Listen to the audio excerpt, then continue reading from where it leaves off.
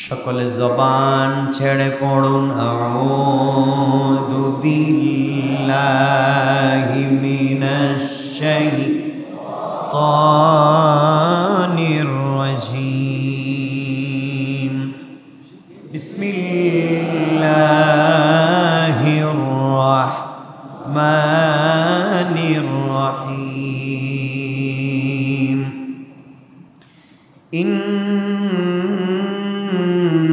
أول بيت وضع للناس للذي ببكة مباركا وهدى للعالمين فيه آيات بينات مقام إبراهيم ومن دخله كان آمنا ولله على الناس حج البيت من استطاع إليه سبيلا ومن كفر فإن الله غني عن العالمين صدق الله العظيم وصدق رسوله النبي الكريم ونحن على ذلك من الشاهدين والشاكرين والحمد لله رب العالمين। যে আয়াত পড়েছি এই আয়াতে আল্লাহ বলছেন নিশ্চয় ইন্না আউওয়ালা বাইত উদিআ লিন-নাস, নিশ্চয় মানব জাতির জন্য সর্বপ্রথম যে ঘর প্রতিষ্ঠিত হয়েছিল, কার জন্যে?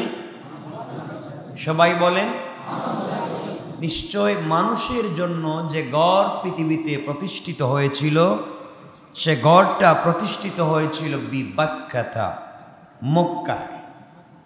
কোথায়? এই ঘর বরকতময়, ওহুদাল লিল আলামিন, এবং বিশ্ব জগৎকে হেদায়ত প্রদান করে থাকে। ফিহি আয়াতুম বাইয়িনাতুম মাকাম ইব্রাহিম, এখানে অনেক নিদর্শন আছে আল্লাহর। এর মধ্যে একটা নিদর্শনের নাম হচ্ছে মাকাম ইব্রাহিম। ওমান দাখালাহু কানা আমিনা, যারা এখানে প্রবেশ করে তারা নিরাপদ। সবাই বলেন। আমরা খুব কম কথা বলেছিলাম, আমরা সংক্ষেপ করে শেষ করব। হাদিস থেকে আমরা জানতে পারি পৃথিবী যখন সৃষ্টি হয় তখন পৃথিবীর সবটুকুই একটা ঘূর্ণয়মান পানি ছিল। পুরা আসমানের নিচে শুধু ছিল পানি। কি ছিল? পুরা আসমানের নিচে শুধু পানি ছিল। পানি যখন ঘুরে চাকের মতো তখন দেখবেন সেখানে ফেনা হয়, হয় কি না? তো গোটা পৃথিবীতে যখন পানি যখন ঘুরে তখন এক গুচ্ছ ফেনা সৃষ্টি হয়। সেই ফেনা ধীরে ধীরে শক্ত হয়ে আজকের মাটিতে পরিণত হয়। সেই মাটি বিস্তৃত হতে হতে আজকে 7 মহাদেশে পরিণত হয়েছে। সুবহানাল্লাহ বলেন। এই গোটা আসমানের নিচে জমিনের উপরে যখন পানি ছিল, শুধু পানি, এই পানির ঘূর্ণিপাকের সেই কেন্দ্রস্থলে যেখানে পানি ঘুরত, এই কেন্দ্রস্থলে পানির উপরে ফেরেশতাগণ এই ফেনা দিয়ে যে মাটি তৈরি হয়েছে ওখানে একটা ঘর নির্মাণ করেন যার নাম কাবা।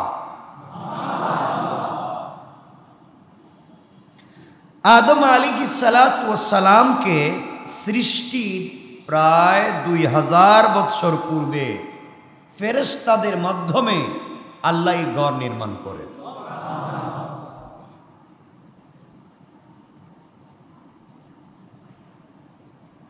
তাহলে ফেরেশতাদের দিয়ে আগে ঘর বানিয়েছেন, এরপরে এই ঘরে ইবাদত করনেওয়ালা লোকদেরকে পৃথিবীতে প্রেরণ করেছে। পরে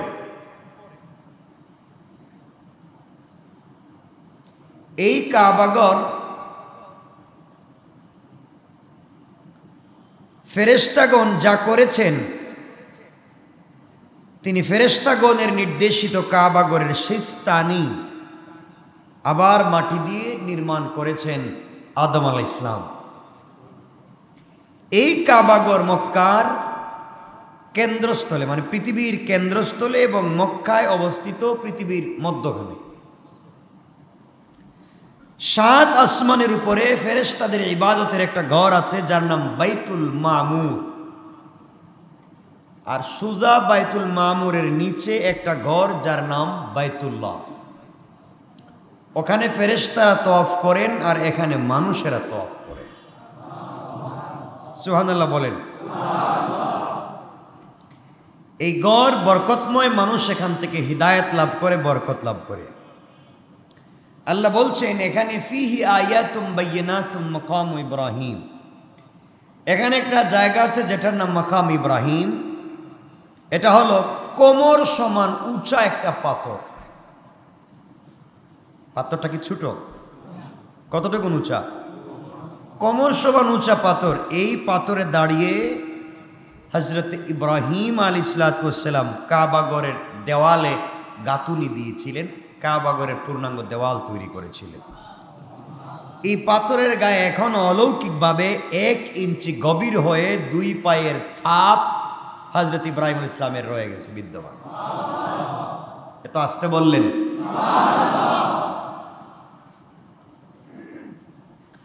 আল্লাহ বলছেন ফিহি আয়াতুম বাইয়িনাত, এখানে অনেক নিদর্শন আছে। এখানে আরেকটা নিদর্শনের নাম হচ্ছে জমজম। এই কূপ বা এই কুয়া উৎপন্ন হওয়ার সাথে ইসলামের ইতিহাসে একটা ঘটনা জড়িত। ইব্রাহিম আলাইহিস সালাতু ওয়াস সালামের প্রথম স্ত্রী বিবি সারার আন্তরিক আগ্রহ এবং চেষ্টার ফলেই ইব্রাহিম আলাইহিস সালামের সঙ্গে বিবি হাজেরার বিয়ে হয়েছে। কার আগ্রহে? এখানে অনেক কথা আছে। সারার বাচ্চা হয় না, সারাকে, হাজেরাকে। আমি এদিকে আজকের ঘটনা নিয়ে যাব না, মৌলিক শুধুমাত্র বিষয়টা বুঝাবো। হযরতে সারার কোনো বাচ্চা হয় না। তিনি বললেন আপনি হাজেরাকে বিয়ে করেন। সারার পীড়াপিড়িতে, প্রথম স্ত্রীর পীড়াপিড়িতে ইব্রাহিম আলাইহিস সালাম হযরতে হাজেরাকে বিয়ে করে। বিয়ের কিছুদিন পর হাজেরার গর্ভের থেকে একটা সন্তান জন্ম নেয় যার নাম হযরতে ইসমাঈল। সুবহানাল্লাহ বললেন না?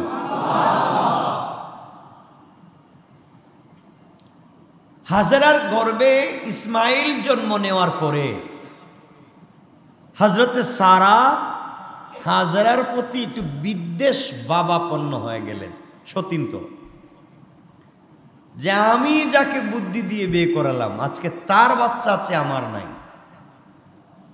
একটু বিদ্বেষ, মানুষ তো এরা নাকি, একটু বিদ্বেষ ভাবাপন্ন হয়ে গেলেন। তিনি ইব্রাহিমকে বললেন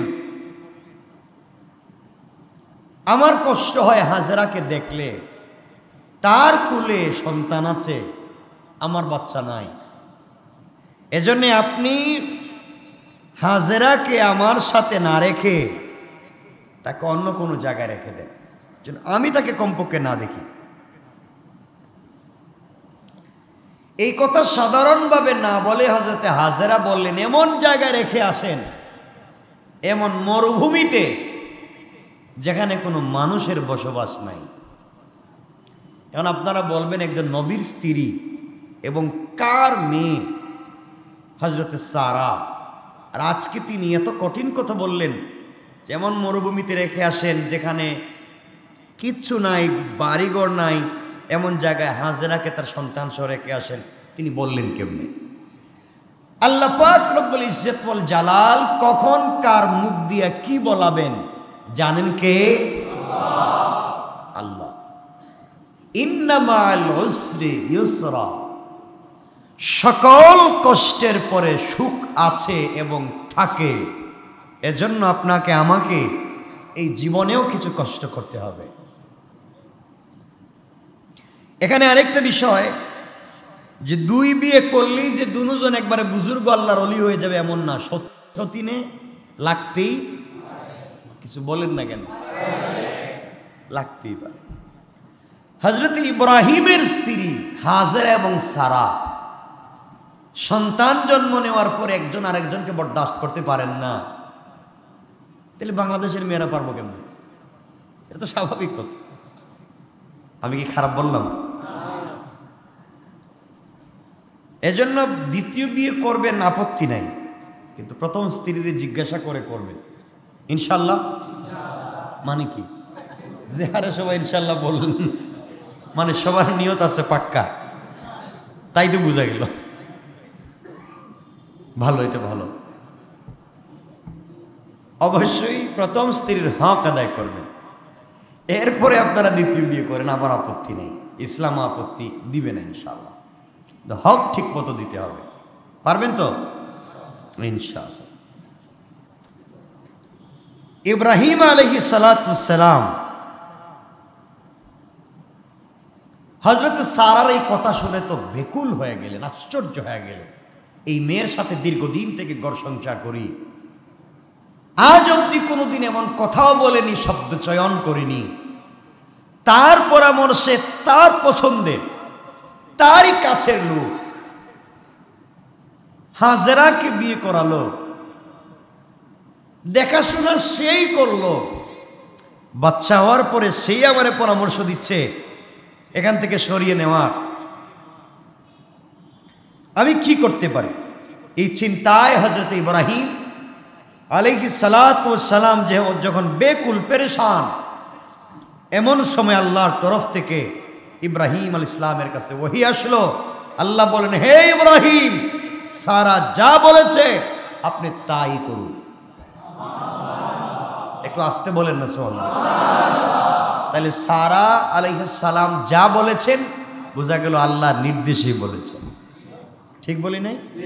তাহলে আল্লাহ ইব্রাহিমকে বলতেন না যে সারা যা বলছেন, আইনে বলতেন একটু পিটাও।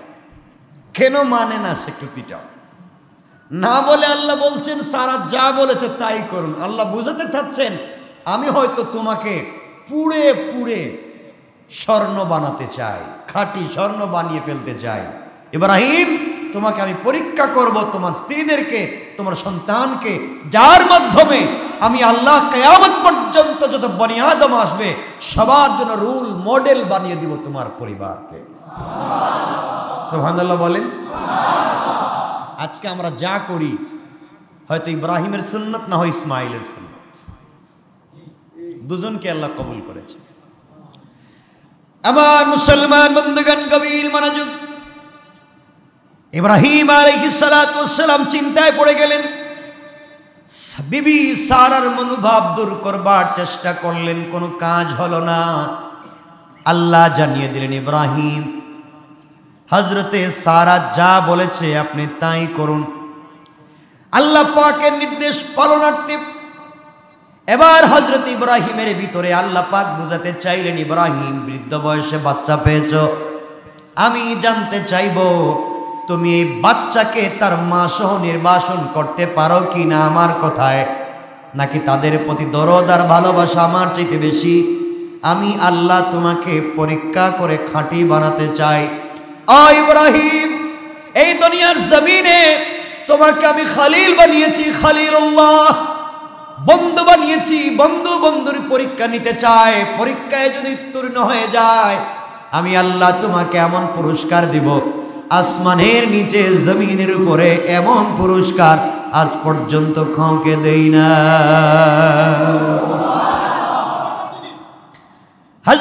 ইব্রাহিম আলাইহিস সালাম আল্লাহ পাকের নির্দেশ শুনবার পরে হযরতে সারার দিকে লক্ষ্য না করে কিছু খেজুর নিলেন, এক মশক পানি নিলেন, অর্থাৎ এক কলস পানি নিলেন, কিছু খেজুর নিলেন। এগুলা নেওয়ার পরে বিবি হাজেরা শিশু পুত্র ইসমাইলকে সঙ্গে নিয়ে সিরিয়া থেকে বর্তমান সৌদি আরবের দিকে উটের পিঠে রওনা হয়ে গেলেন। কোথায় সিরিয়া আর কোথায় সৌদি আরব, রওনা হয়ে গেলেন ইব্রাহিম। কয়েকদিন পথ চলবার পরে যেখানে এখন কাবাগর অবস্থিত তার কাছে ফারান মরু প্রান্তরে পৌঁছে গেলেন, একটা মরুভূমি যার নাম ছিল ফারান। সেখানে এসে দেখেন যেদিকে চোখ যায় শুধু বালু আর বালু, আর কিছুই নাই, একটা গাছও নাই, একটা পাতাও নাই, শুধু বালি আর বালি, ধুধু কিচ্ছু নাই, বৃক্ষ লতা পাতা, পানি, জনমানব চিহ্ন কোনো জিনিস নাই। এমন এক মরুভূমিতে এসে উপনীত হলেন যেখানে মানুষ নাই, পশু পাখি নাই, গাছপালা নাই, পানির লেশ মাত্র নাই, শুধু চোখ যতটুকুন যায় শুধু মরুভূমি, বালি আর বালি। এখানে এসে গেলেন। আল্লাহ পাক রব্বুল ইজ্জত ওয়াল জালাল জিবরিল আমিনকে পিছনে পাঠিয়ে দিলেন, যাও তো, আমার বন্দুক ঘোরাঘুরি করতেছে, কোথায় গাছ পাওয়া যায়, কোথায় পানি পাওয়া যায়, তার স্ত্রী আর সন্তানকে একটু ভালো জায়গায় রাখতে চায়, আমি তাকে সুযোগ দেব না, তাকে মরুভূমিতে রেখে যেতে হবে। আমার হাওয়ালা করে যদি আমার বন্ধু রেখে যায়, তার সন্তান এবং স্ত্রীর জিম্মাদার আমি আল্লাহ। আমি শুধু জানতে চাইব আমার বন্ধু কি তার স্ত্রী এবং সন্তানের ভালো খুঁজে, ভালো জিনিস চিনবার জন্য, জানবার জন্য কি ভালো জায়গা খুঁজে, নাকি আমি আল্লাহর নির্দেশ পালন করবার জন্য যেখানে বলবো সেখানে রেখে যায়। তুমি দেখতে থাকো। হযরতে জিবরিল আমিন হাজির হয়ে পরামর্শ দিলেন, ও ইব্রাহিম, আপনার স্ত্রী হাজেরা এবং শিশু পুত্র ইসমাইলকে উট থেকে নামিয়ে সেখানে রেখে দেন, আপনি রেখে দেন সেখানে। হযরতে ইব্রাহিম বললেন, আমি যে এখানে রেখে দিব, ঘর নাই, বাড়ি নাই, পাখি নাই, গাছগাছালি নাই, পানি নাই, কিছুই নেই, এখানে একটা কয়েকদিনের মাত্র বাচ্চা। হাজেরা ঘর থেকে জীবনে রাস্তায় বের হয় নাই, 100 মাইল দূরে, আমি কেমনি মরুভূমিতে একা রেখে যাই। জিবরিল আমিন জানাইয়া দিলেন, ও ইব্রাহিম, আপনি আল্লাহর বন্ধু খলিলুল্লাহ, আল্লাহর উপরে ভরসা করে আপনি এখানে রেখে যাবেন। আল্লাহ বলেছেন আপনার স্ত্রী এবং সন্তানের হেফাজতের জিম্মাদার স্বয়ং আল্লাহ। এই কথা আল্লাহর নাম শুনবার পরে আল্লাহর প্রতি মানুষের কতটুকু দরদ, ভালোবাসা, বিশ্বাস থাকবার কথা ইব্রাহিম থেকে শিক্ষা নিতে হবে। আল্লাহর নাম শুনবার সাথে সাথে সাথে সাথে স্ত্রী এবং হযরত ইসমাইলকে উট থেকে নামিয়ে দিলেন এবং বললেন, হাজেরা, ইসমাইল সহ তুমি সেখানেই থাকবে। বলে তিনি মুখ ঘুরিয়ে নিলেন, সন্তানের দিকে তাকালেন না। ছোট্ট বাচ্চা বৃদ্ধ বয়সে পেয়েছিলেন, তার দিকে তাকালে দরদ লেগে যাবে। ইসমাইলের মতো চমৎকার সন্তানের চেহারা দেখলে বাবার দিলে দাগ কেটে যাবে, দুর্বলতা চলে আসবে, আল্লাহর হুকুম হয়তো পালন করতে পারবেন না, দিকভ্রান্ত হয়ে যাবেন। এই জন্যে চেহারার দিকে না তাকাইয়া পিছন দিকে বললেন, হাজেরা, ইসমাইলকে নিয়ে তুমি এখানে দাঁড়িয়ে এখানে থেকে যাও, আমি চললাম। এই কথা বলে তিনি ঘোড়ার থেকে পাও নিচে নামালেন না, ঘোড়ায় বসে থাকলেন। তিনি ঘুরে তাকালেন না, উঠে বসে থাকলেন। নামিয়ে দিয়ে উঠে চলে যখন চলে যান, মা হাজরা দৌড়াইয়া কাপড়ের আঁচল ধরে টান দিয়ে বলছেন, স্বামী আমার, আপনাকে আমি চিনি, আপনি আমার সন্তানের পিতা, আপনি আমার স্বামী, আপনি আল্লাহর বন্ধু, আমি জানি, কিন্তু এমন মরুভূমির ভিতরে আমাদেরকে একা কেন ভয়ঙ্কর জায়গায় ফেলে যাবেন? এই ভয়ঙ্কর জায়গায় আমাদেরকে একা ফেলে আপনি কোথায় যাচ্ছেন? এখানে তো কোনো মানুষের বসবাসের জায়গা নাই, সহানুভূতি দেখাবার মতো কেউ নাই। স্ত্রী এবং সন্তানের আসন্ন বিচ্ছেদ ব্যথায় ইব্রাহিম তখন দুঃখ বারাক্রান্ত হৃদয় নিয়ে চোখ মুছতে লাগলেন, কিন্তু তাকায়া দেখেন না। পিছনে চিৎকার করে স্ত্রী কান্না করে, হযরত ইসমাইল ছোট্ট বাচ্চা হয়তো কান্না করে, বাবা তাকায়াও দেখেন না। এইভাবে তিনি যখন সামনের দিকে যেতে লাগলেন, কথার উত্তর দিচ্ছেন না। আর আল্লাহকে বলছেন, আল্লাহ কোন পরীক্ষায় ফেলে দিয়েছ, পিছনে তাকালে হয়তো তোমার কথা মানতে পারবো না। স্ত্রীর দিকে তাকালে, সন্তানের দিকে তাকালে দিলে ব্যথা লেগে যাবে, দুর্বলতা চলে আসবে। সামনের দিকে তাকাতে লাগলেন। আল্লাহ তাআলা তোমার হুকুম মানতে হৃদয়ের ব্যথা চেপে নিয়ে তিনি চলতে লাগলেন। কোনো জবাব দিতে পারলেন না, মুখ ফিরিয়েও তাকালেন না। হযরত হাজেরা কিছুক্ষণ পিছনে পিছনে দৌড়ালেন। আহারে খলিলুল্লাহ, স্বামী তো একবার তাকাইয়াও দেখে না। হযরত হাজেরা বললেন, স্বামী আপনাকে আমি চিনি, আপনি তো নিষ্ঠুর না, আপনি তো পাষাণ না, আপনি তো নরম দিলের মানুষ। কেমনে পারলেন আপনি আপনার কলিজার টুকরা বাচ্চাকে মরুভূমির ভিতরে জনমানবহীন জায়গায় ফেলে রেখে চলে যাচ্ছেন? আপনি তাকাইয়াও দেখলেন না, একবার আমাকে তাকাইয়াও দেখলেন না। আপনি এই ছেলেকে পেয়ে আপনি শুকরিয়া আদায় করেছিলেন, তার দিকেও তাকালেন না। আমি আপনাকে কষ্ট দিচ্ছি না, আমি আপনাকে ব্যথা দিচ্ছি না। একটা বার আমি জানতে চাই, আমি হাজেরা ইসমাইলের মা আপনার স্ত্রী জানতে চাই, আপনি আপনার ইচ্ছা এখানে রেখে যাচ্ছেন না আমার আল্লাহর হুকুমে এখানে রেখে যাচ্ছেন? আমি জানতে চাই। ইব্রাহিম পিছন দিকে না তাকিয়ে সামনের দিকে তাকিয়ে বলেন, হাজেরা মাথা নাড়িয়ে বলছেন, আমার ইচ্ছায় না, একমাত্র আল্লাহর ইচ্ছায়। আল্লাহু আকবার। এবার হাজেরা ডাক দিয়ে বলছেন, স্বামীরে, সত্যি যদি আমার রবের ইচ্ছায় তার হুকুমে আমাকে রেখে যান, সারা জিন্দগি যদি আপনি একবারের জন্য আমাকে দেখতে নাও আসেন, আমার বিশ্বাস আছে আমার রব আমাকে আমার সন্তানকে বলে যাবে না। কেমন ইমান! আপনি বলে যেতে পারেন আমার রব আমাকে বলে যাবে না। আমি হাজেরা 24 ঘন্টার 1টা ঘন্টা রবকে ভুলে যাই না। রাতে ঘুমাতে যাওয়ার সময় আমি আমার রবকে ভুলে যাই না। ঘুম থেকে উঠে আমি আমার রবকে ভুলে যাই না। রাত দিন মিলাইয়া সকল সময়ে আমি আমার রবকে মনে রাখি। আজ আমার বিশ্বাস আমার রব আমাকে ভুলে যাবেন না। হে আল্লাহর খলিল, এই নির্জন প্রান্তরে আপনি আমাদেরকে কার হাতে সাপোর্ট করে যাচ্ছেন জানতেও চাইব না। আপনি যেহেতু বলেছেন আল্লাহর হাতে, হযরতে হাজরা বলেন, এটা কি তবে আল্লাহর হুকুম? হযরতে ইব্রাহিম মাথা নাড়াইয়া বললেন, আল্লাহর হুকুম। একথা শুনে মুসলমানের মা হযরতে হাজরা, মুসলিম মিল্লাতের মা হযরতে হাজরা নিশ্চিত হলেন এবং বললেন, ইদান লা ইউদাইয়ানা, তাহলে আমার বিশ্বাস আমার আল্লাহ আমাকে আমার সন্তানকে বরবাদ করে দিবেন না। নিশ্চয় কোনো পরীক্ষার সম্মুখীন হয়েছি। আজ কেন এভাবে যদি 1000 বছরে চলে যায়, আমি মায়েদের কেমন হওয়া চাই। তাফসীরে ইবনে কাসিরে, তাফসীরে জালালাইনের কামালাইনে লম্বা আলোচনা আছে, আমি সেদিকে যাচ্ছি না। এগুলা দেখলেন, স্বামীর দিকে তাকাইয়া রইলেন হযরতে হাজেরা, দেখলেন যাচ্ছেনি, একটা বারো পিছন দিকে তাকাচ্ছেন না।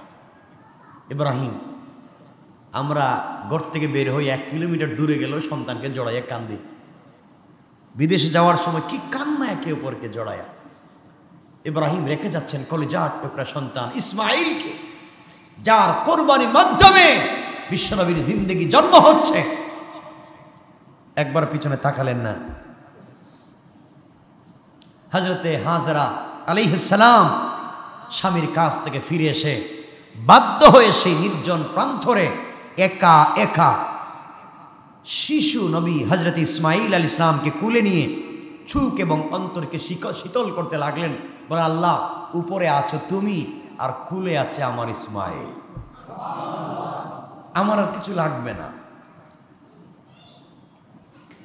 এদিকে হজরতে ইব্রাহিম আলাইহিস সালাম ফারান মরুপ্রান্তর থেকে যাইতে যাইতে অনেক দূরে আরেকটা জায়গার নাম হচ্ছে সানিয়া পর্যন্ত পৌঁছে গেলেন। বিবি হাজেরা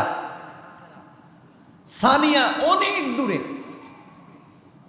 চিন্তা করলেন হজরত ইব্রাহিম এখন একবার পিছনে তাকাইয়া দেখতে পারি হাজেরা কি আর আসতেছে।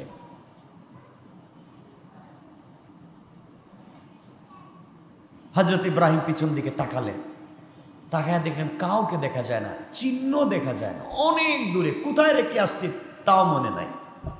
চিন্তা করতেছেন একদিকে তো বাসায় স্ত্রী বলে দিয়েছে, একদিকে আল্লাহর হুকুম, অপরদিকে কলিজার টুকরা সন্তান। চিন্তা করেন 90 বৎসরের বুড়া মানুষ, 100 বৎসরের বুড়া মানুষ একটা বাচ্চা পাইছে, তাও স্ত্রী সহ রেখে যাচ্ছেন। কি যে কষ্ট। ইব্রাহিম আলাইহিস সালাম দেখলেন আর কাউকে দেখা যায় না। এবার তিনি বাইতুল্লাহর দিকে মুখ করলেন, যেদিকে বাইতুল্লাহর চিহ্ন আছে সেদিকে মুখ করলেন, দুহাত উপর দিকে উঁচা করে উঠালেন। কে? সবাই বলেন। চোখ থেকে গরম জল পানি ছেড়ে দিলেন, হাত উঠেই কাঁদতেছেন, কোনো দোয়া কথা বলতে পারতেছেন না, শুধু কাঁদতেছেন। দাড়ি ভিজে, সাদা দাড়ির মুরব্বী, দাড়ি ভিজে, বুক ভিজে, কাপড় ভিজে যাচ্ছে। উঠ থেকে নেমে গেলেন, সেজদায় পড়ে কাঁদতে লাগলেন। এই সময় তিনি দোয়া করতে লাগলেন আল্লাহর কাছে, আল্লাহ তুমি আমাকে আর কত পরীক্ষা নিবা, আমি ইব্রাহিমকে আর কত পরীক্ষা নিবা। আমি তোমার কাছে কোনোদিন কিছু চাইনি, শুধু পরীক্ষার উপরে পরীক্ষা নিয়েছ। এই বলে তিনি দোয়া করতে লাগলেন। তিনি কি দোয়া করলেন? একথা কোরআনে কারীমের 14 নম্বর সূরা, সূরা ইব্রাহিমের 37 নম্বর আয়াতে আল্লাহ বলছেন। হযরত ইব্রাহিম দোয়া করলেন, রব্বানা ইন্নী আসকানতু মিন যুররিয়্যাতি বিওয়াদিন গায়রি জি যারইন ইনদা বাইতিকাল মুহাররাম ربنا ليقيموا الصلاة فاجعل أفئدة من الناس تهوي إليهم وارزقهم من الثمرات لعلهم يشكرون। দোয়া করতে লাগলেন আর বললেন, রব্বানা হে আমার রব, ইন্নী আসকানতু মিন যুররিয়্যাতি বিওয়াদিন গায়রি জি যারইন, হে আমার রব আমি আমার পরিবারের কয়েকজনকে বসবাস করালাম আবাদহীন উপত্যকায়। হে আমার কলিজার টুকরা রব, আমি আমার পরিবারের কয়েকজন সদস্যকে বলেন নাই আমার কলিজার টুকরা সন্তান আর স্ত্রীকে। কত আদব চিন্তা করেন। হে আমার রব, আমি আমার পরিবারের কয়েক সদস্যকে বসবাস করালাম আবাদহীন উপত্যকায়। আয় আল্লাহ তাআলা, কাছে কিন্তু তোমার ঘর। আল্লাহু আকবার। আবাদহীন উপত্যকায় তোমার ঘরের কাছে। হে আল্লাহ, হে আমাদের প্রতিপালক, এই জন্যে যে তোমার ঘরের পাশে আমি আমার স্ত্রী আর সন্তানকে রেখে আসলাম, তারা যেন লিয়ুকিমুস সালাহ, আর কিছু করুক আর না করুক, তারা যেন তোমার জন্যে নামাজ কায়েম করে। কোন সুবহানাল্লাহ।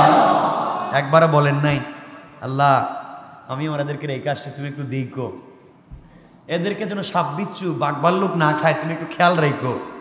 বলেন, আল্লাহ এদেরকে রেখে আসছি, এরা যখন দিকভ্রান্ত গুমরা না হয়ে যায়, তোমার হাতে সাপোর্ট করে দিলাম। আল্লাহ এদেরকে তুমি নামাজি বানাও। কি দোয়া করছেন? প্রথমেই দোয়া করছেন নামাজি বানাও। আর আপনারা সন্তান জন্ম নেওয়ার পর, আল্লাহ আমার ছেলেটারে ডাক্তার বানাও, ইঞ্জিনিয়ার বানাও, সুট ডাকাত বানাও, ব্যারিস্টার বানাও, এই বানাও, সেই বানাও, যা মুখে আসে তা। আর আল্লাহর কাছে ইব্রাহিম বলছেন, আল্লাহ আমার সন্তানকে আবাদহীন মরুভূমিতে রেখে এসেছি, তোমার ঘরের কাছে একটাই উদ্দেশ্য, এদেরকে তুমি নামাজি বানাও। সুবহানাল্লাহ বললেন না? তারা যেন নামাজ কায়েম করে। প্রথমে আল্লাহকে বলছেন, আল্লাহ তো খুশি, কি ব্যাপার ইব্রাহিম কত সুন্দর করে আমাকে বলছে, তাহলে তো এদেরকে বাসায় রাখতে হইব। নামাজ কায়েম করতে হইলে কি মাইরে ফেলাইতে পারবেন না? বাসায় রাখতে হইব। তাহলে খাবার দাবার কে দিতে হইব? সুবহানাল্লাহ বললেন না? আল্লাহ এরা যখন তোমার পায়ে তোমার কদমে সেজদা দিবে, তুমি না খাওয়াইয়া কেমনে থাকবা? সুতরাং খাবারের ব্যবস্থাটা করতেছে। সুবহানাল্লাহ বললেন না? এরপরে কি বলছেন? এরপরে ইব্রাহিম বললেন, ফাজআল আফইদাতাম মিনান নাসি তাহবি ইলাইহিম ওয়ারযুকহুম মিনাস সামারাত। আল্লাহর কাছে বলছেন আল্লাহ তাআলা, অতএব আপনি কিছু লোকের অন্তর তাদের দিকে অনুরাগী করে দেন। আয় আল্লাহ, পৃথিবীর বিভিন্ন জায়গা থেকে মানুষ সিরিয়ায় ব্যবসার জন্য যায়, তারা যেন রাস্তায় না গিয়ে ভুলে যেন এদিকে চলে আসে। এদিকে আসলে পরে আমার বাচ্চা স্ত্রীকে দেখলে এখানে হয়তো তারা বসবাস শুরু করে দিবে। বুঝাতে চাইলেন একা একা আমার সন্তান থাকবে, আমার স্ত্রী থাকবে। আল্লাহ একটা মানুষের অন্তরের দিকে ঘুরাইয়া দাও, যেন এই এলাকা মরুভূমি না থেকে আবাদ হয়ে যায়। আগে নিজের সন্তান এবং স্ত্রীর জন্য নামাজ কায়েমের দোয়া করছেন, এরপরে অন্য মানুষের মন যেন দিকে ঘুরে যায় দোয়া করছেন। আচ্ছা গেল, এখন আল্লাহর কাছে বলতে পারতেন, আমরা হলে বলতাম আল্লাহ এদেরকে খাবার দাবারের ব্যবস্থা করে দাও। এখন খাবার দাবার কোথায় রান্না করব, কোথায় খাইব? ইব্রাহিম কি বলছেন দেখেন। ইব্রাহিম বলেন, ওয়ারযুকহুম মিনাস সামারাতি লাআল্লাহুম ইয়াশকুরুন। আয় আল্লাহ, আমার স্ত্রী এবং সন্তানদেরকে, আমার স্ত্রী এবং সন্তানকে আপনি ফল ফলাদি দ্বারা পবিত্র রিজিকের ব্যবস্থা করে দাও। ফল দিয়া রিজিক করতে গেলে কি লাগবে? কথা বলছেন না কেন? কি কত বড় জ্ঞানী চিন্তা করেন। আল্লাহ ফলাদি দিয়া খাবারের ব্যবস্থা করে দাও, এর অর্থ হইলে মরুভূমিতে গাছ লাগাইয়া দাও। সুবহানাল্লাহ বললেন না? বিশাল মরুভূমি, কি চিন্তা, কি দোয়া! দোয়া তো সন্তানদের জন্য এভাবেই করবে। কি দোয়া করলেন, আল্লাহ আমার সন্তানের জন্য তুমি একটা গাছ গাছালির ব্যবস্থা করে দাও, ফলের ব্যবস্থা করে দাও। কেন? লাআল্লাহুম ইয়াশকুরুন, যাতে তারা তোমার শুকরিয়া আদায় করে। আল্লাহর হুকুম পালন করলেন প্রথমে, এরপরে দোয়া করলেন। এখানে একটা শিক্ষা হচ্ছে, আল্লাহ যদি কোনো হুকুম করেন, এই হুকুম যদি আপনি পালন করেন, পালন করবার পরে যদি দোয়া করেন, 100% আপনার দোয়া কবুল। ইব্রাহিম আগে আল্লাহর হুকুম পালন করছেন, সন্তান স্ত্রীকে রাখছেন, এরপরে দোয়া করছেন। আগে করছেন? হ্যাঁ, আমরা হইলে পাঠাইবার আগে বলতাম আল্লাহ আপনি একটু খবর রাখেন। ইব্রাহিম আগে হুকুম পালন করছেন, তারপরে দোয়া করছেন। আল্লাহ বলেন সব দোয়া কবুল। এরপরে তিনি আবার সিরিয়ার দিকে যেতে লাগলেন। কথা আরেকটু আমরা সামনের দিকে যাই। 10টা তো হয়েই গেছে। আমার বন্ধুগণ, কষ্ট হচ্ছে আপনাদের? আর 10টার একটা প্রোগ্রাম ছিল।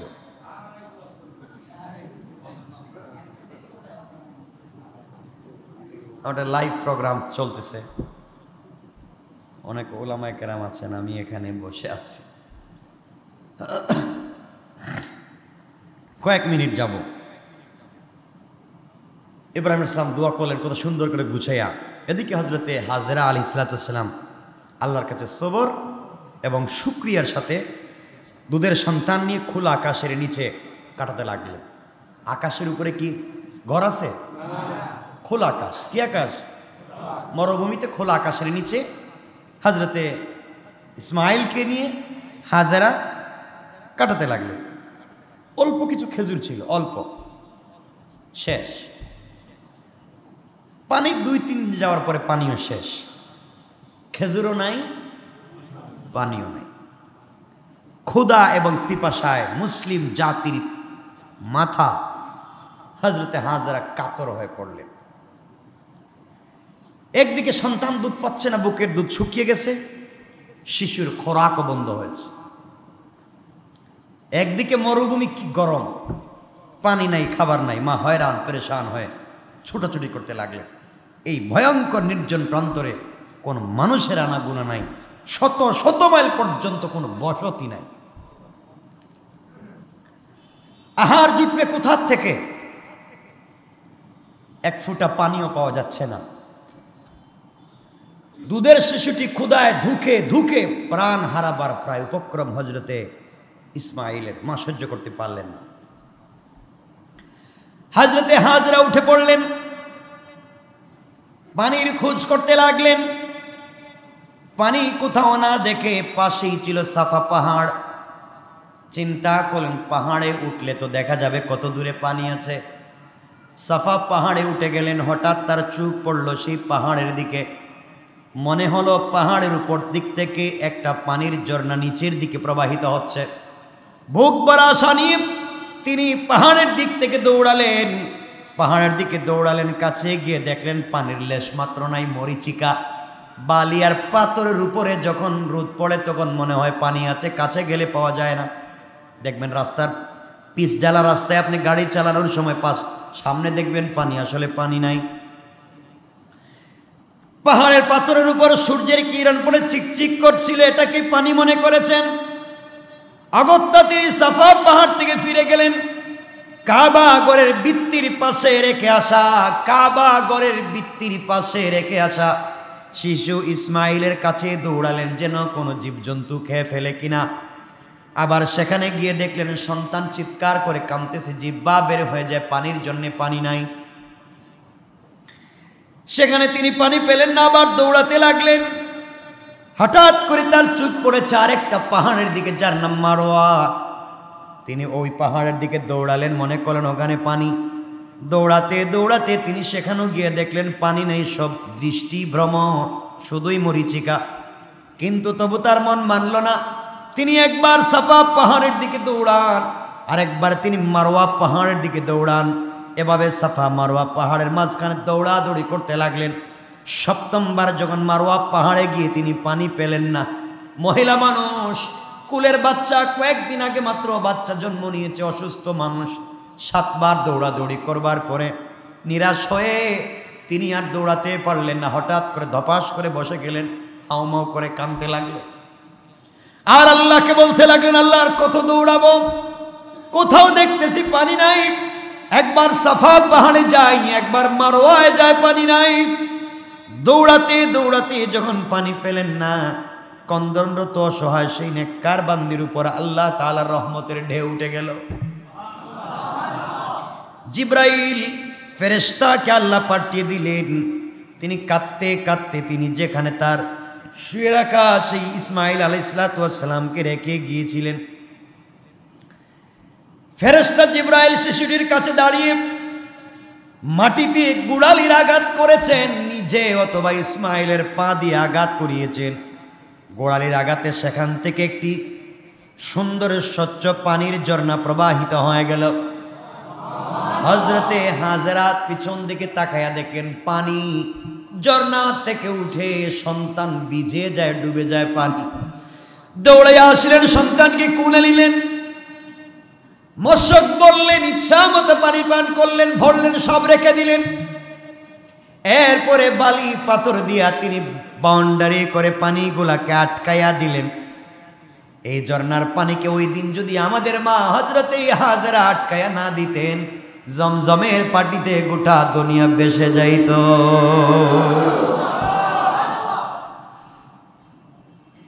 যখন তিনি আটকাইয়া দিলেন, এটা কূপের মতো হয়ে গেল। যখন তিনি আটকাইয়া দিলেন, বালি আর পাথরের দিয়া মুখটা আটকাইয়া দিলেন, ঝর্ণাটি কূপে পরিণত হলো। কূপটির নাম হয়ে গেল জমজম। জিব্রাইল বললেন, হে নবীর স্ত্রী, এই পানি আপনার পুত্রকে পান করান, আপনি পান করুন। এই পানির বরকতে ক্ষুধা এবং পিপাসা দুটোই দূর হয়ে যায়। আল্লাহু আকবার। যারা জমজমের পানি গিয়েছেন, হজ্জে গিয়েছেন, দেখবেন জমজমের পানি খায়া হাজী সাহেব বুড়া মানুষ কতবার যে তওয়াফ করছে, বেচারা কোনো ক্লান্তি আসে না। ঠিক বলি নাই? এটা এমন এক পানি। এই কথা বলে এই হযরতে জিবরাইল কানে কানে বলে গেলেন, হাজেরা, এটা এমন বরকতময় পানি, আপনার সন্তানের বরকতে আল্লাহ দিয়েছেন, পৃথিবী যতদিন থাকবে এই পানি শেষ হবে না। তিনি পান করলেন, শিশুকে পান করালেন, পিপাসা দূর হলো, এমনকি পানিতে ক্ষুধাও দূর হলো, দুধ উৎপন্ন হলো। এভাবে চলতে লাগলেন। এই পানিতেই কয়েকদিন ক্ষুধা এবং পিপাসা দুটোই নিবৃত হতে লাগলো, ভালো মতো সময় কাটাতে লাগলেন। আমার বন্ধুগণ, আপনারা জানেন আগেকার আরবেরা যেখানে পানি দেখে ওখানেই ঘর বানায়, ঠিক না? কারণ ওদের পানি ছাড়া তো জীবন চলে না। যেখানে পানি দেখে ওখানে ঘর বানায়। একদল ব্যবসায়ী কাফেলা অতিক্রম করছিল রাস্তা দিয়ে, তাদের সাথে সামাজিক, তাদের কাছে পানি ফুরিয়ে গেল, খাবার ফুরিয়ে গেল। হঠাৎ করে তারা চিন্তা করলো পানি কোথায় পাওয়া যায়। হঠাৎ করে দেখে আসমানের উপরে কিছু পাখি উড়াউড়ি করে, বুঝতে পারলো পাখি যেখানে আছে নিচে কিছু আছে। তারা রাস্তা চেঞ্জ করে এদিকে আসতে লাগলো। তারা যখন এদিকে আসতে লাগলো, আসতে আসতে তারা দেখতে পাইল, এখানে এসে দেখলো একজন মহিলা একটা বাচ্চা নিয়ে বসে আছেন, কূপের পানি ভরা। তারা এখানে আসলো, তারা এখানে বসবাস করবার জন্য অনুমতি চাইল। হাজেরা বললেন, আপনারা যদি এখানে বসবাস করতে চান কেন? তারা বলল, পানি আছে এই জন্য বসবাস করতে চাই। হাজেরা বললেন, আমার পানি ব্যবহার করতে গেলে ট্যাক্স লাগবে। সুবহানাল্লাহ বলেন। বিশ্ব নেতা কার নাম চিন্তা করেন। তিনি বলেন, এই পানি ব্যবহার করতে গেলে ট্যাক্স লাগবে, আপনাদেরকে আমি পানি ব্যবহারের সুযোগ দেব। চোখ যেদিকে যায়, যত মরুভূমি দেখতেছেন, পুরা মরুভূমির মালিক আমি। আমার এখানে বসবাস করতে গেলে এই জায়গারও ট্যাক্স দিতে হবে। তারা বলল, জায়গার ট্যাক্স দিতে রাজি, তাও যদি পানি পাওয়া যায়। তিনি বললেন, শর্ত হলো তোমরা আমাকে পাথর কেটে সুন্দর করে একটা বাড়ি বানাইয়া দিবে, বিনিময়ে তোমাদেরকে বসবাসের সুযোগ দেওয়া হবে। তারা দেখলো, পানি পান করে দেখলো কি বরকতময় পানি। পানি পান করলে তৃষ্ণাও মিটে, ক্ষুধাও মিটে। তারা বলল, আপনার জন্য একটা কেন দুটা বাড়ি বানাইয়া দিতে রাজি, আপনি যদি বসবাসের সুযোগ দেন। তিনি বললেন, তোমাদেরকে আমি জায়গা দেখায়া দেখায়া দিব, তোমরা ওই জায়গায় এখান থেকে পানি নিয়া তোমরা ওই জায়গায় ক্ষেত করবা আর আমাকে ট্যাক্স দিবা। মানে এলাকার নেতা হয়ে যাচ্ছেন, চিন্তা করতেছেন আল্লাহ কেমনে নেতৃত্ব দিচ্ছেন দেখেন। আমার বন্ধুগণ, হযরত জিবরাইল যাওয়ার সময় হাজেরাকে বলেন, হাজেরা, এক বর্ণনায় পাওয়া যায় তিনি বলেন, আমি ভেস থেকে কিছু খেজুর নিয়ে আসছি, আপনি খান। হযরতে হাজেরা খেজুর মুখে দিলেন, বাচ্চাকে মুখে দিলেন। খেজুর খাওয়ার পরে বিচিগুলি জমজম কূপের চারিদিকে তিনি ফেলে দিলেন। আল্লাহর কুদরতে কয়েকদিনের ভিতরে ওই জায়গায় গাছ উৎপন্ন হয়ে ফল ধরতে শুরু করেছে। আল্লাহু আকবার। মরুভূমিতে এখন বাগান হয়ে গেছে। আরেক বর্ণনা আছে, হযরতে জিবরাইল ইসলাম ইয়েমন থেকে এক বাগান আইনে এখানে লাগাই দিছে। ইব্রাহিম দোয়া করছিলেন কিসের? আহারের, খাবারের, গাছের, সব হইতেছে। কবুল হয়েছে কি? তিনি বলছিলেন যেন সামাজিক বসবাসের জায়গা হয়, হয়েছে তো, সব হয়েছে। আমার বন্ধুগণ, আমার এখানে রাখি বাণিজ্যিক কাফেলা, এখন এখানে তারা ঘর কেমনে বানাবে, কেমনে এখানে থাকবে। ইব্রাহিম ইসলামের ছেলে ইসমাইলের সঙ্গে এই কাফেলার এক মেয়ের বিয়ে হবে।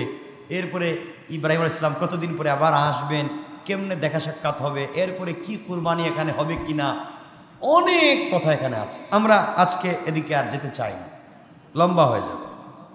আমি আরেকটু কিছু আপনাদেরকে বলতে চাইছিলাম, কিন্তু সময় কম, তো বলতে পারতেছি না। কথা কি বুঝতেছেন আপনারা?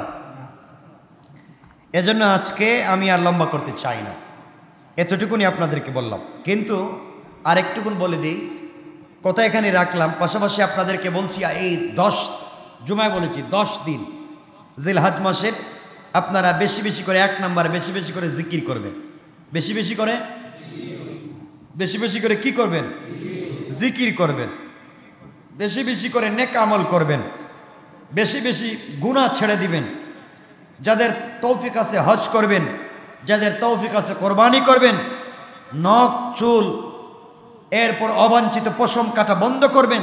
তাকবীর তাহমিদ তাহলিল বেশি বেশি করে আল্লাহু আকবার আল্লাহু আকবার, লা ইলাহা ইল্লাল্লাহ আল্লাহু আকবার আল্লাহু আকবার ওয়ালিল্লাহিল হামদ। হাটে মাঠে রাস্তাঘাটে দোকানে সব জায়গায় তাকবীর দিবেন পুরুষেরা, আর মায়েরা ঘরের ভিতরে ছোট আওয়াজে তাকবীর দিবেন। এরপরে 9 তারিখ চেষ্টা করবেন 9 তারিখে রোজা রাখবেন, না হয় পুরো সপ্তাহে আপনারা রোজা রাখেন। আরাফার দিনে রোজা রাখবেন 9 তারিখ থেকে 13 তারিখ পর্যন্ত। 9 তারিখ ফজর থেকে 13 তারিখ আসর পর্যন্ত তাকবীর তো দিবেনই, এটা ওয়াজিব। আরাফার দিন রোজা রাখবেন, ঈদের দিনে নেক আমলগুলা করবেন। আপনারা যদি একটা কথা আপনাদেরকে বলে দিই, 1 নাম্বার হলো আমি এই এতক্ষণ যে বললাম এর মধ্যে আরেকটা হলো, প্রতিদিন যদি কেউ একটা ইবাদত করে 1000 দিন ইবাদত করার সওয়াব পাবে। কেউ যদি একদিন রোজা রাখে 1000 দিন রোজা রাখবার সওয়াব পাবে। আর কেউ যদি আরাফার দিনে রোজা রাখে সে যেন 10,000 দিন রোজা রাখে। রাখবেন তো ইনশাআল্লাহ? আল্লাহ যেন কবুল করেন। ওফি যালিকা ফালিয়াতানাফাসিল মুতানাফিসুন। প্রতিযোগিতা করেন ভালো কাজে। এজন্য আজকের থেকে রোজা রাখেন ইনশাআল্লাহ। না হয় কমপক্ষে আরাফার দিন রোজা রাখেন। আর আমি আপনাদের কাছে বলবো, আরাফার দিনে কেন শুধু রোজা রাখবেন? আপনারা যদি সিয়াম পালন করতেই হয়, আপনারা সোমবারে রোজা রাখেন, বৃহস্পতিবারে রোজা রাখেন, তাহলে মাসেরও 2 দিন, সপ্তাহেরও 2 দিন রোজা রাখা হয়ে গেল, আরাফার দিনের রোজা হয়ে গেল, রাসূলের সুন্নত আদায় হয়ে গেল। সবই তো পাই। এভাবে রোজা রাখেন। এই 10 দিন সব বেশি বেশি করে দোয়া করেন। নামাজের আগে দোয়া, নামাজের পরে দোয়া, ঘর থেকে বাইর হওয়ার আগে দোয়া, ঘরে যাওয়ার সময় দোয়া, রাস্তাঘাটে দোয়া, যখন যেখানে যখন সুযোগ পান শুধু দোয়া দোয়া দোয়া। ইনশাআল্লাহ বেশি বেশি করে দোয়া করেন। এরপরে এই যে রোজা রাখবেন, রোজা রাখবার সময় যদি আপনারা সেহরি খান খেজুর দিয়া, ইফতার করেন খেজুর দিয়া, রাসূল বলেছেন কেউ যদি খেজুর দিয়া সেহরি খায়, খেজুর দিয়া ইফতার করে, সেজন্য আমি রাসূলের সঙ্গে প্লেটে ইফতার করলো, সেহরি খাইব। এই সুযোগগুলোকে কাজে লাগান। আরেকটা আমল হচ্ছে ইন্নাল হাসানাত ইউযহিবনা সাইয়্যাত। একটা নেকি তো 1000 গুনাহকে মিটাইয়া দেয়।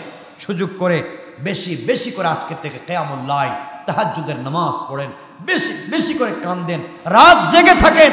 এই 10 দিন হাজার হাজার হাজার হাজার বছর আর দিনের চাইতে দামি দামি দামি। কাজে লাগে আল্লাহ ওয়া লায়ালিন আশর। এই 10 রাত্রের কসম করেছেন আল্লাহ।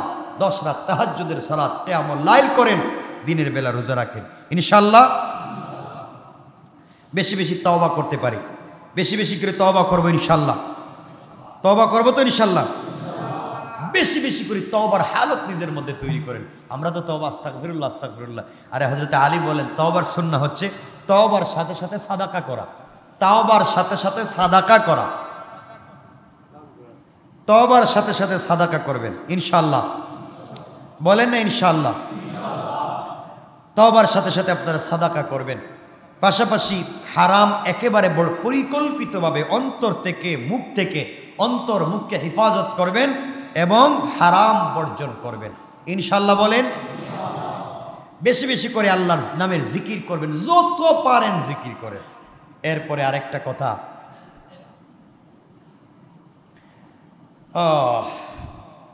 আমরা তো এমন মানুষ হয়েছি, জোহরের ফরজ নামাজের আগে 4 রাকাত সুন্নত আছে না?